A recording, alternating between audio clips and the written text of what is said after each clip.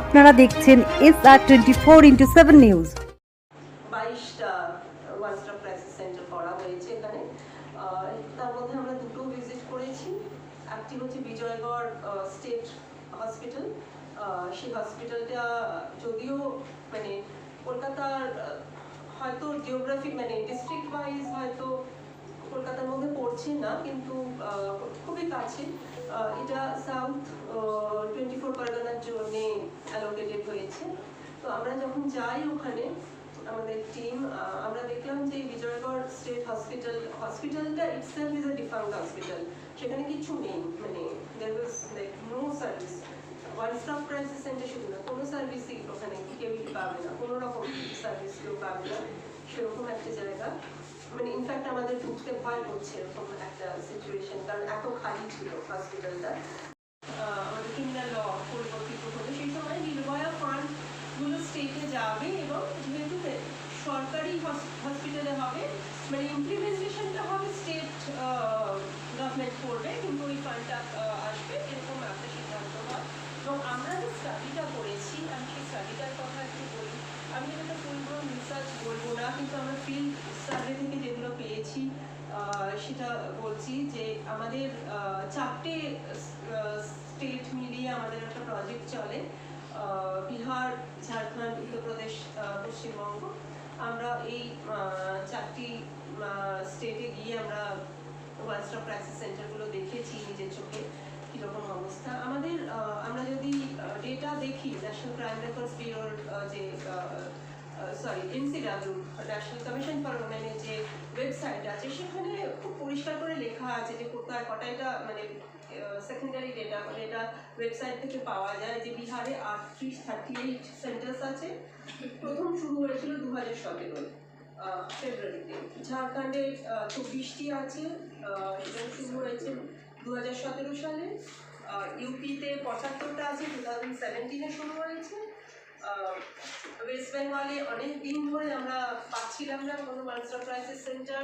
এই নিয়ে একটুখানি খোঁজ খবর করলে, এখন তো ইন্টারনেট সার্চ করলেও অনেক কিছু খুঁজে পাওয়া যায়। দেখি যে বারবার সেন্টার থেকে চিঠি লিখছে ওয়েস্ট বেঙ্গলকে, যেটা এখানে করা হচ্ছে না ইত্যাদি, সেই চিঠিপত্রও খবর দেখা যায়।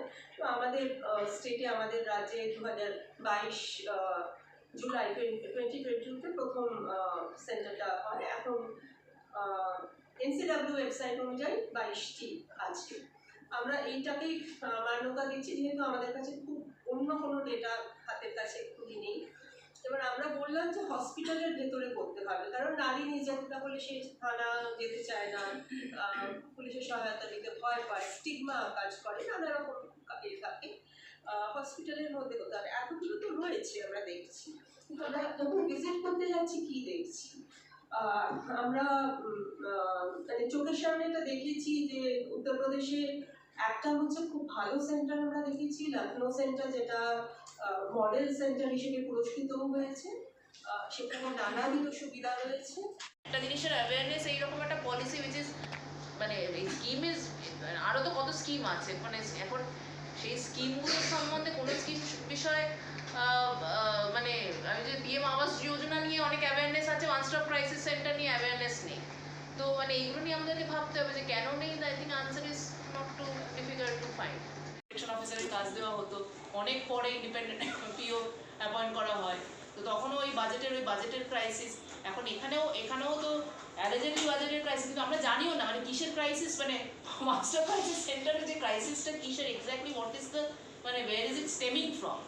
তো সেইটার জন্য আমার মনে হয় আরও এই প্রশ্নগুলো হয়তো মানে করতে হবে, কারণ this was a great model. কারণ এই যে লিয়াজনিং নট উইথ মানে এই যে ওয়ান স্টপ ক্রাইসিস সেন্টারে ফর এক্সাম্পল, মানে they are also meant to treat under 18 যদি কেউ আসে। এখন আন্ডার 18 আসলে সেখানে পক্সো, যে অ্যাক্ট ইত্যাদিতে সেখানে যারা মানে মানে অথরিটি CWCO ইত্যাদিও, মানে এটা একটা পুরোটা সিনার্জি নিয়ে মানে সব কিছুর সঙ্গে মানে it was literally meant to be a one stop crisis centre. তো এখন সেটাকে কেন হচ্ছে না, কিসের জন্য হচ্ছে না, সেই জিনিসগুলো প্রশ্ন করতে গেলে I think this are the questions that we need to ask the state.